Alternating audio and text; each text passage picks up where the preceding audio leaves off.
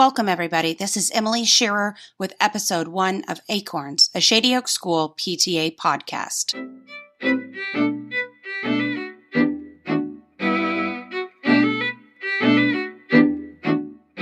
Premiere episode, we had the opportunity to have a conversation with two women offering some light in the wake of Hurricane Harvey. We hope you find the following interview helpful to you or someone you know. Welcome today, ladies. We have two guests today. Jaclyn Snyder, who is a family therapist from Austin, a co-host on Mountains Are for Moving podcast and a mother of two. We also have Elizabeth Bryant. She's a candidate for the Texas House of Representatives of Blanco and Hays County, a search and rescue canine handler, science educator, and mother of two. Ladies, thank you so much for coming to help guide us through this difficult time. The Texas coast has been devastated by Hurricane Harvey, and we are all standing in hurt shock, wondering how we will guide our families through this difficult time. And I really appreciate you both helping us through this. Thank you for having us. Yes, thank you. Jaclyn, I'm going to start with you. What is your background in dealing with trauma and emotional stress? Right. So I have a degree in clinical psychology. And like you said, I'm a family therapist. So I work a lot with children and parents. I like to see things from a systems perspective. So how we can work through our issues in either a community setting or as a family. And I also have background as a teaching assistant for the victims and trauma course that was at my graduate school program. And I learned a lot from the psychologist who was running that course. Wow. Elizabeth, you're a search and rescue canine handler. What is your background in these kinds of situations? So I have a degree in marine biology, which is where the science education comes in. But I've been working with a wilderness search and rescue unit for the last 5 years now. As a canine handler for 4, so we typically go into situations where we have lost and missing people in wilderness environments. And then I've also worked with an urban search and rescue team for 2 years as well. Okay. Ladies, the primary focus of this episode is to help all the folks along the Texas coast try and figure out some semblance of sanity and normalcy now that our world has been turned upside down. And I am looking to both of you for any kind of guidance as far as where do we even start? We have flash flooding, we have Brazos River, San Jacinto River, San Bernard flooding. We don't even know if we can enter our homes. And where can you guide us, Elizabeth especially, where can you guide us as far as what we can do, practical steps right here and now? So the first thing is, if you are under a mandatory evacuation, stay where you're at. Listen to your county officials and your city officials, and don't try to go home until they say that it's safe to do so. And I know it's really hard because everybody wants to get home to see what's left of their life, essentially. And that sort of feels like the first step in moving on is getting home, right? So now we can start seeing what we have to pick up and clean up. But the fact of the matter right now, as of today in the Harvey situation, is we still have active rescue operations going on in many areas, not just Houston. And during this time period, we really need to allow our emergency personnel to get their jobs done. And that means that we need to stay out of the area because we are safe already. And so they can focus on the people that they don't know if they're safe or not. As soon as we start going back into those situations, we start adding heads that they have to start counting to say, wait, is this person safe or not? So staying out of the area, let the rescuers do their job is very much the very first thing. Once the county officials let you back in, then we start the process of seeing what state your home is in, whether or not you can get back into the building and that sort of thing. Do you want me to go into that as well? I would love for you. I know we have several listeners that are going to be needing this practical information. So the very first thing is when you're told you can return home. Obviously, as you're driving in, I assume most people will be driving in. At this point, the floodwaters are down. If the floodwaters aren't down, you shouldn't be returning to your home. But when they go back down, you want to make sure just the roads that you are used to driving on are safe. With this much rain and water and wind, some of those roads may have washed out, and so you need to just be aware, as we especially tend to go on autopilot when we're in familiar areas, and just realize that things may have changed since you were there last. You want to watch for downed power lines, fences, all of those things that can end up in the roadway that can impede you getting to where you need to go. If you live in an area of low water crossings, be very careful with those. Again, a lot of us who live near low water crossings out here in the Austin area, they're a dime a dozen. A lot of times these areas, the water is always running over them to some extent. And so it can be 6 inches deep, and normally you can go over it just fine, right? So when you're coming back, you see 6 inches and you go, okay, everything's fine. But what you don't realize is that the road is washed out underneath it. And that's when people tend to get in trouble. So just be very, very cautious if you're in an area with low water crossings, looking for hazards that you may not necessarily have seen before. Once you get to your home, the very first thing is you want to make sure you come prepared. So be wearing long pants, long sleeves, bring a pair of boots, whether it's rain galoshes or hiking boots, something, don't go in sandals. Bring a pair of gloves, heavy duty gloves. You'll want to bring a flashlight as well. Even if your house has power, you don't want to turn it on until you know it's safe. So you want to go in first with a flashlight to check for things. So bring a flashlight, bring water, all of those things to hydrate yourself, especially when we tend to be emotionally stressed. We stop thinking about taking care of ourselves. And before you know it, in the Houston heat and everything else, you end up dehydrated and tired out. And we don't need to add to that burden to emergency personnel, as well as it's just not safe for you. So when you first get to your house, take a walk around the outside, basically. Look for any sort of obvious structural damage. If you see cracks in the roof, if you see cracks in the foundation, any of the walls, don't go in. At that point, you need to get a structural engineer in to make sure it is actually safe for you to enter the building.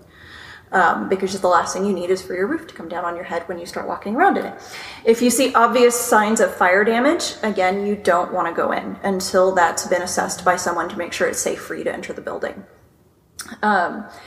When you do, the other thing is if you smell gas, obviously don't enter the building. If you see sparks from any of the electrical lines coming out of the house, again, don't enter the building. So lots of don'ts. But assuming you are able to access the building, one of the first things you want to do is go turn off your electricity. So go to your main circuit breaker or fuse box and turn that off. If you notice that you have any pipes that are leaking, you're going to want to go to the main water shutoff valve. Most of the time it's located somewhere near the street in people's front yards, and shut that off as well. When you're going in, you want to be very, very careful for animals. We oftentimes get snakes that get flushed up in floodwaters. You also end up with loose animals from just pets that were down in the neighborhood. And even if they're ordinarily friendly, these animals are very, very stressed. They don't have their people. They don't know what's going on. And so even normally friendly dogs can be bite risks just because they're scared. So just be very careful about approaching loose animals. If you're moving debris around, I always advise poking it with something first, sort of pushing it up so that way you're not just getting your hands right in there. Your eyes are getting very big. I am realizing that last year during the Memorial Day flood, I did not do any of these things. And thankfully I made it out okay. There you go. I'm always the worst case scenario person. And the last thing really to mention is that even if you have water in your pipes, don't drink from it until you get the all clear from city officials that it is actually safe to drink. Okay. Wow. Now, what do we do with, I know myself, I am just trying to get back to Houston and help wherever I can and pull up carpets and pull down drywall and go save whoever needs to be saved. Am I good to do that? Am I a help? Am I a hindrance? Where should I focus my energy to be the biggest help? So some of that depends on your background. Obviously, if you've never been in a boat, don't go buy a boat and head down to floodwaters. That's not a good idea. If you're not a strong swimmer, don't do that. What we find in a lot of situations with search and rescue personnel is that we have very good-hearted people who really want to help. And we refer to these people as emergent volunteers, essentially. And there are instances when they can be helpful, but you also need to be very careful about what instances you go in on. There are some situations that are just not safe for untrained people to be in.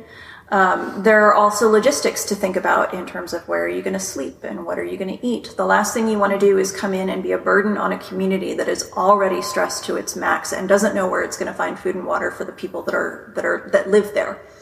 So if you do go in, you need to have a plan in place in terms of what you're going to do to provide for yourself. You should also have some sort of training before just launching into it. The last thing you want to do is to have search and rescue personnel now have to rescue you because you were trying to rescue someone else, or for you to try to rescue someone and not have the appropriate tools or resources or training and end up actually endangering their lives instead. Got it. We are in total upheaval, and I know, at least for Fort Bend County, we're still in a state of emergency. Is it in our best interest as emergent volunteers and just kind-hearted folks that are ready to bake or clean out closets, should we be registering with a Homeland Preparedness or a volunteer? So from a county or city perspective, they know where they have boots on the ground. Yes. Is that our best That is an option? excellent idea. Red Cross is always an excellent resource. They are actively taking volunteers, and they're pretty good about training people on the fly.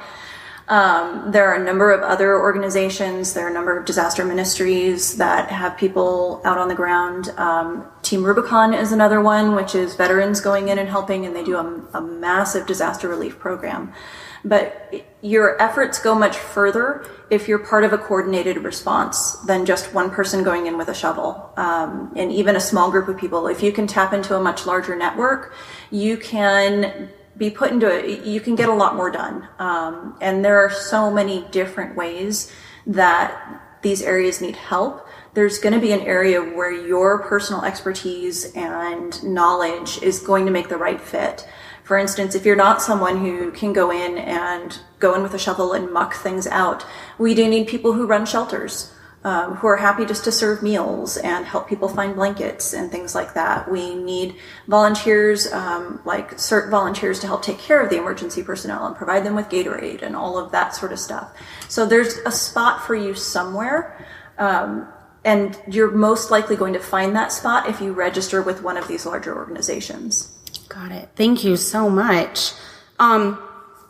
We have been in emergency mode as parents for a week of dealing with high anxiety, watching the news 24/7, checking our Facebook, checking our Instagram, checking on cousins and cousins' friends.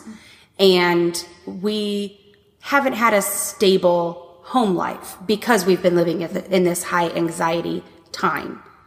And now our schools are canceled. We're looking at another week with no schools.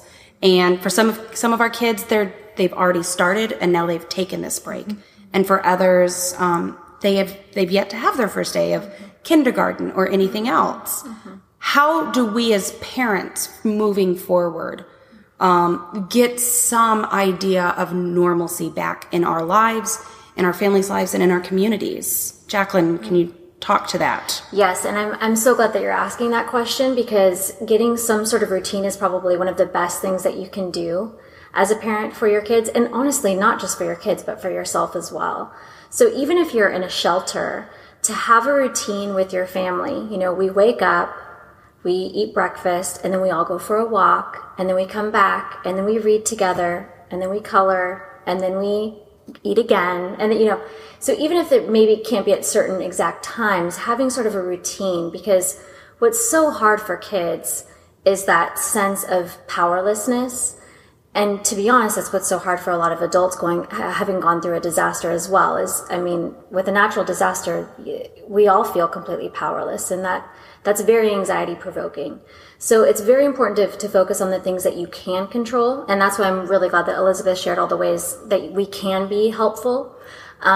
Because there are certainly things that we can do, within our control, but focusing on the things that we can't could really just lead to more anxiety. So, you mentioned, getting on Facebook or, on the news. I would caution people to limit that as much as possible right now. Have alerts set up on your phone for your certain area, or maybe have a special ringtone for loved ones that are still in the area that you're concerned about. But in general, try to not put yourself in this state where you're constantly being re-traumatized. and maybe seeing images or hearing, stories over and over again, it's just not really helpful right now. You've already been through enough. Where were you a week ago? I was just going to step in and add to what Jaclyn was saying in terms of finding routines. I think most of us as parents have little routines here and there that we don't even think about. There are some more obvious ones, like I sing to my daughter every night before she goes to bed.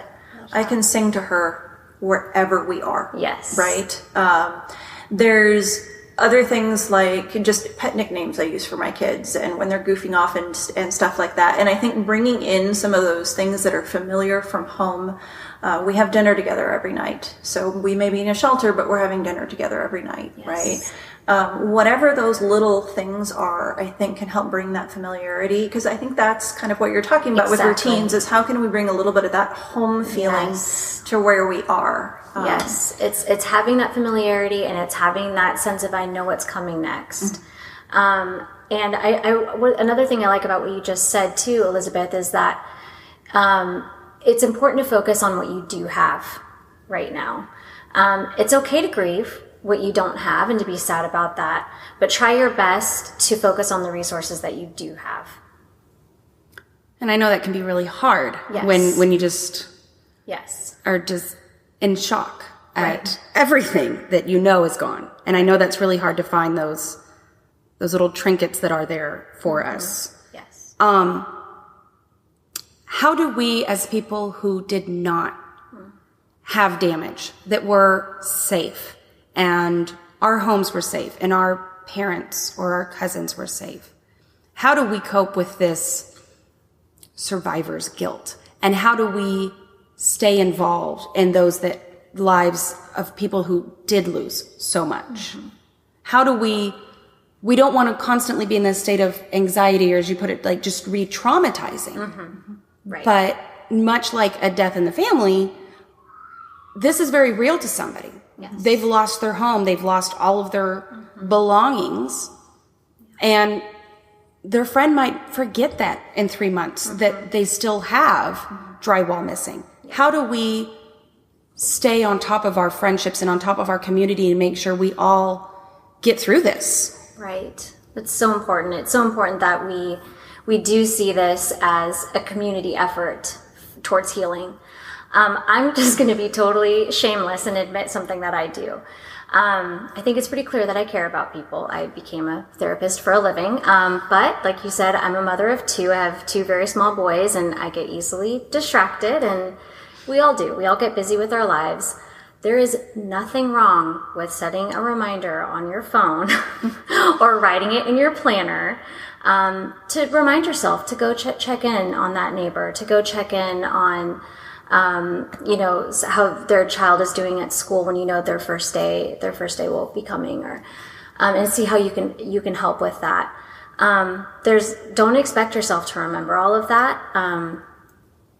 It's okay to give yourself those little, give yourself a leg up, I guess, in that way. And just by doing it now, it's actually going to help you feel less stressed, because it's one less thing to remember and feel guilty about, that, I don't want to forget. You won't. Write it down, make that a little alarm on your phone or whatever you need to do, and, give yourself a break. You'll do what you need to do when the time is right. I'm going to ask, and it's kind of a personal, I guess, and maybe other people are feeling this way. I had someone reach out to us and say, wow, you're doing such an awesome job collecting all of these things to bring back. And I made the comment, it's never going to be enough. I'm so glad you were saying that. And yes. I know we have almost no damage to our home. Right.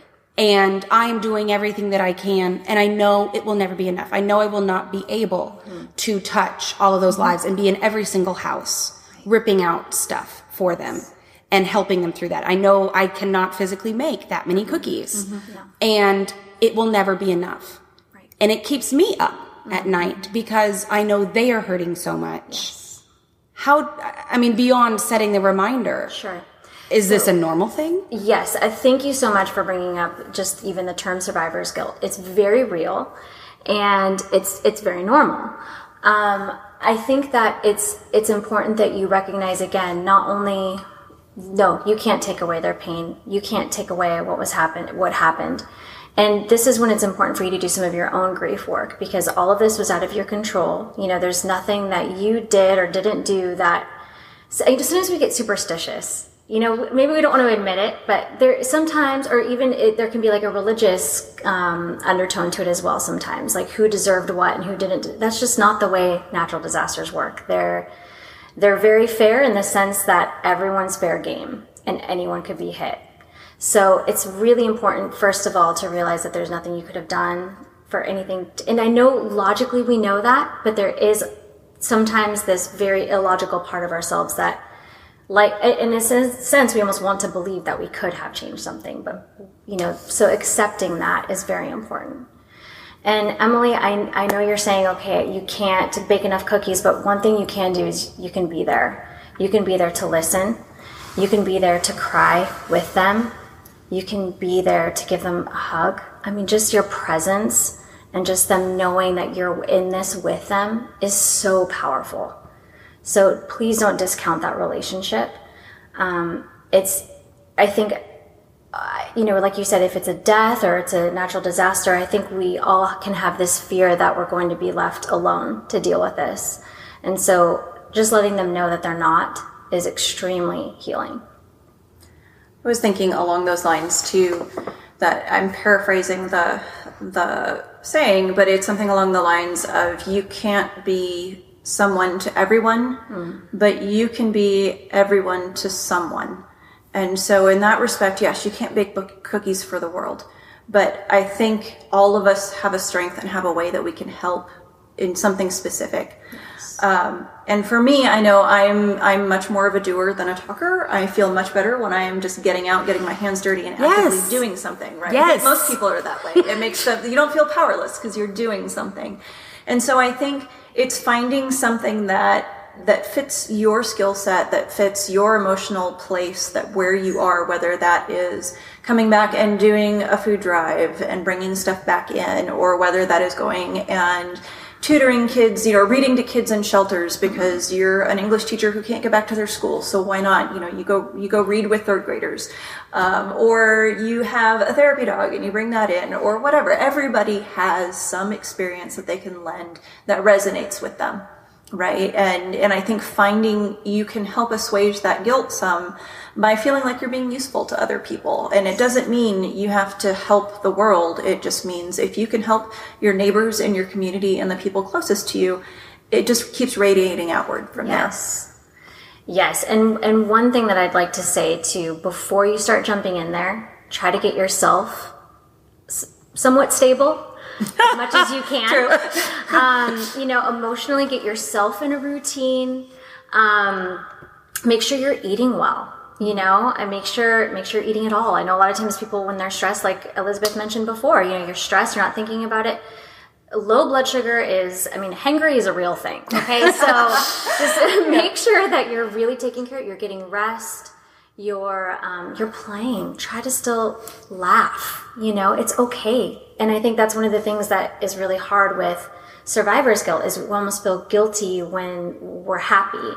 But think about how much more of a help you can be if you are in a place where you're thinking clearly, you're well nourished, you have that energy. You are going to be such a better resource and for a longer period of time. Mm-hmm.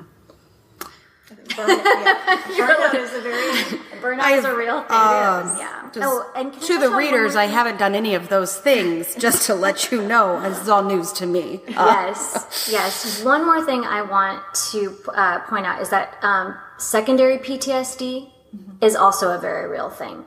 So it's important to recognize, is this just survivor's guilt, or am I actually dealing with something a little more serious? And you'll know that if you're dealing with something more serious, if you for weeks are having a hard time sleeping, you're not able to eat, you're finding that you're having a high startle response, things like that, you need to seek mental help. Even just going to your primary care, or if you're displaced, letting someone know that you'd like to see somebody, it's really important that you do that and take care of yourself. And I mean, honestly, we're talking to this podcast, this could go out all over the country. You could be in Seattle and having secondary post-traumatic stress disorder through this Hurricane Harvey. Just the images that we see are, it's overwhelming.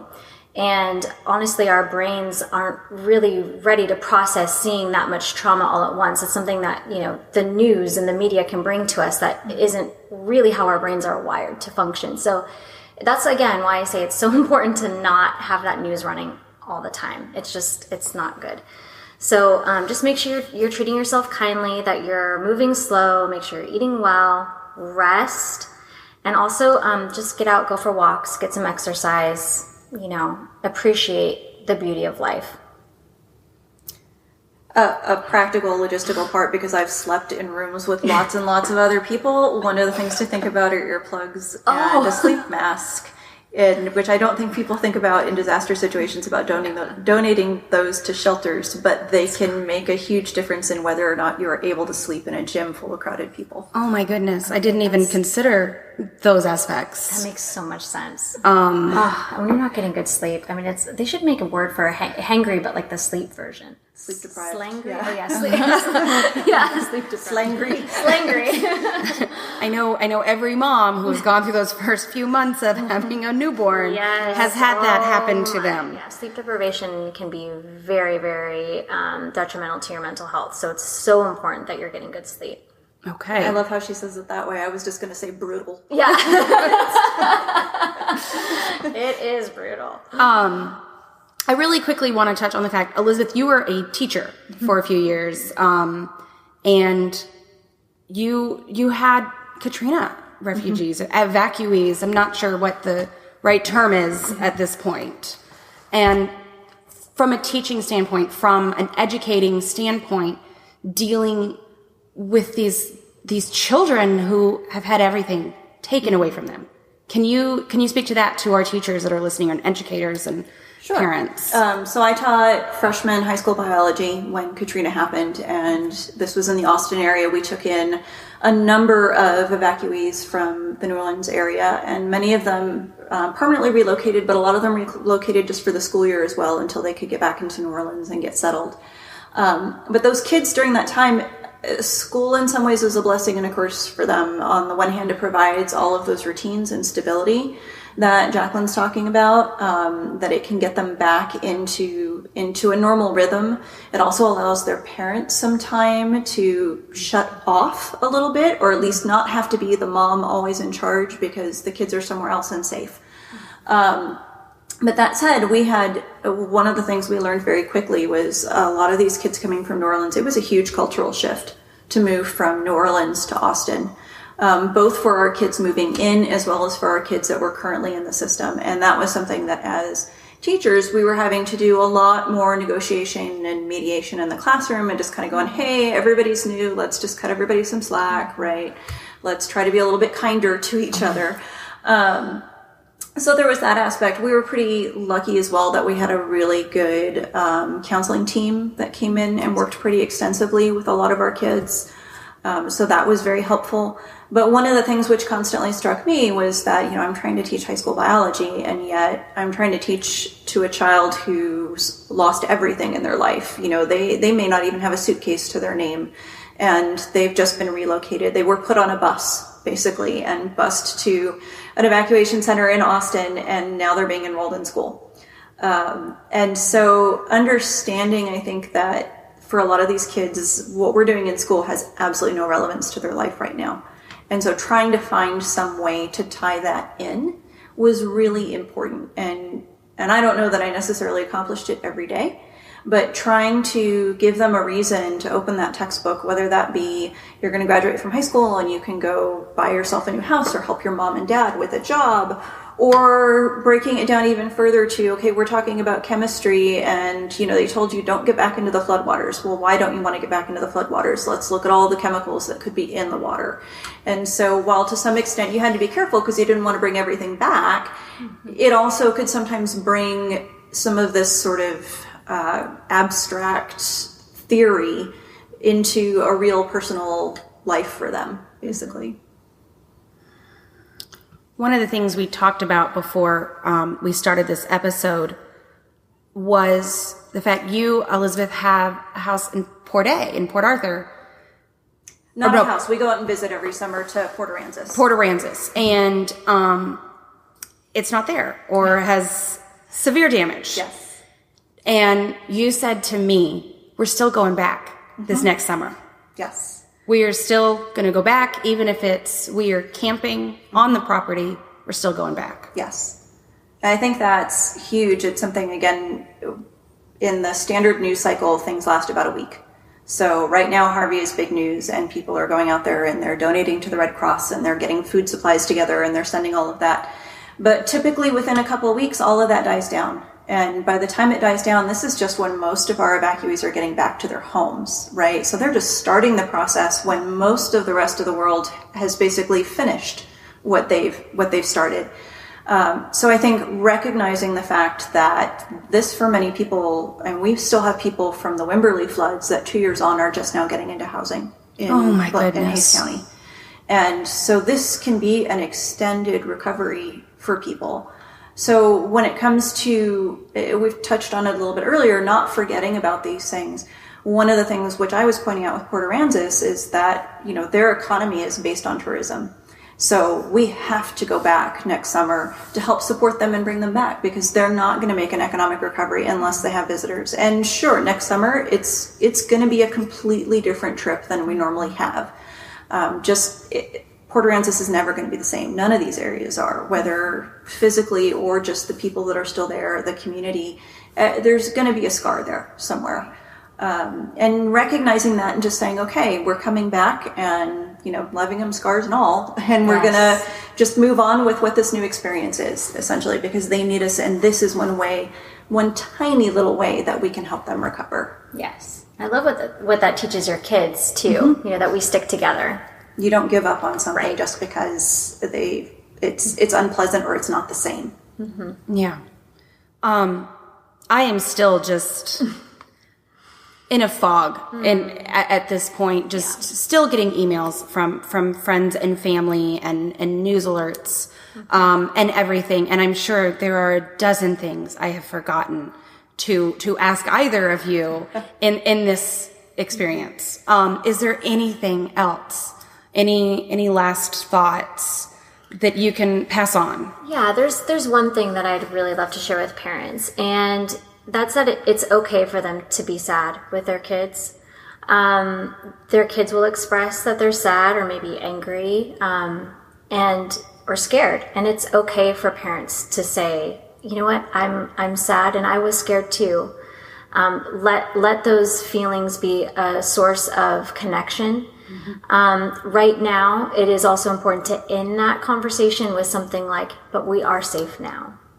It doesn't necessarily mean they need to be happy now. It's okay for them to feel the feelings that they're feeling, and let them have that. And you'll probably have these conversations multiple times. Kids, just the way their brains work, they need what's called mastery. And so they've just been through something very traumatic where they felt very out of control, and they want to feel like they can overcome it or master it or have some sort of plans that doesn't happen again. So one thing that parents can do to help with that is make a disaster plan for the next time, or even talk through what they did that was successful and just go through the facts, about, we got the call that we were supposed to evacuate, so we packed up some things, we got in the car, we went somewhere safe. Helping them go through that can be really helpful. And I do want to say that if it feels like it's going on for maybe more than a month, that they may want to seek professional help. But ultimately, this is something that's okay. And one little trick that I like to do with the children that I see, if they're either having recurring nightmares or if they're just really stressed about an event that happened, and this is something that parents can do with their kids, is have them do an art project so have them do a painting or a collage or something that represents the thing that they're scared about, and then have them do on that same page. So let's say that they're afraid, of flooding. Okay, so I'm gonna say it doesn't have to necessarily be realistic. They could say, I mean, my son's 4 and he's really into dragons right now. So it could be that a dragon comes and swoops them and picks them away, takes them away, and now they're safe from the flooding. It does not have to be a realistic scenario, but it's just some things that in their own brain, they feel like they could overcome that scary situation. That's just a little activity that they could do that might be helpful. And again, it's that same concept of mastery. Okay. Kind of to that end, I know one of the things my daughter is 8, and she's very much a child who needs to know what is going to happen next. And so we have daily rehearsals so I'm going to get up, like if we're going to go on a trip, we're going to get up, and then I'm going to have breakfast, and then we're going to get our bags, and we're going to get in the car and go to the airport, and then we're going to fly to here, and then we're going to have lunch, and then we're going to fly to here, and she wants the whole thing laid out, and we will repeat this 4 or 5 or 6 times. Yes, I am familiar you're with familiar with that. But I think that's in terms of helping them, trying to regain some sense of power, especially if you're displaced and you're somewhere that they're not used to and you have no routine, being able to go through and say, right, so we're going to wake up and we're going to go have lunch, and then, mom's going to go do some paperwork while you play with some of the other kids, and then we're going to come back, and just help them rehearse that. So they have an idea of what to expect, at least when everything else is unexpected. And to that end, I also just want to say, kids are awfully resilient. Oh, thank you for saying that. I meant to say that. I meant to say that during this podcast. Yes, they it's so true. Really are. And I think, as parents, I know I go to sleep every night basically going, how did I mess them up today, right? And in a situation like this, that only gets magnified, where you go, what have I not done today? What could I have done better? I've been focusing on myself. I'm a mother. I'm supposed to be focusing on them. And I think realizing that as long as they are safe, they are fed, they are clothed, you're in good shape for right now. If there are days when you can be coloring with them and smiling and laughing and playing games, great. But that doesn't have to be every day. And it's not going to be every day because you're in an incredibly stressful situation, and it's not going to disappear overnight either. So just cutting yourself some slack that they're going to be okay. You don't have to be the perfect parent for the next 6 months while you're dealing with trying to put a roof back over your head, right? Ultimately, that's the most important thing. And then when that's there, then you concentrate on the other things. But in the meantime, not every day is going to be horrible. You're going to have good days and celebrate those little good days, but also don't beat yourself up about the bad days. Right. The most important thing that they understand right now is that you're there. You're there. And anything could happen and your family is still there. That's the most important thing that they need to know. Wow. Well, ladies, I am still my head is spinning, but you both have given such wonderful, wise words. And I cannot tell you how wonderful it was for me to hear. And I hope that our listeners feel the same way, to validate our guilt at being high and dry, to giving us practical information on how to move forward, both from a muck and gut experience as well as from a community standpoint. Where do we go as volunteers? How do we support our community come Thanksgiving, come Christmas, when they are still in the throes of all of this? So thank you so much. Thank you for giving of your time and of your expertise. It's an honor, and honestly, it's a privilege, because both of us have been in a situation where we're on call, we're ready to go and do something. I'm actually hoping to go down with a group of therapists to some shelters, but it's like I don't know if I'm going to be able to go yet, and Elizabeth's just chomping at the bit. Standby for the last 2 weeks, basically. So waiting for the waters to go down. Right. So we're practicing what we preach right now. We're helping in the way that we can, and hopefully this information will be helpful to people. Well, thank you again, and everything that both therapists as well as every search and recovery and emergency responder does. We have along the Texas coast been so thankful, and I know for many months to come, you guys will be regular faces for a lot of folks, and I can't say thank you enough. Thank you. Really thankful for the opportunity. Yeah. Exactly.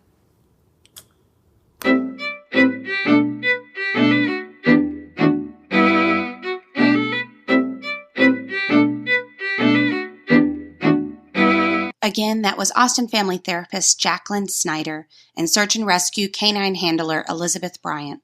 We appreciate all the information shared and are so thankful for their time shared. On our next episode, we will have physical therapist and yoga instructor Deidre Doggett, Brandy Mitchell, registered nurse and licensed massage therapist, and occupational therapist Amanda Purchase.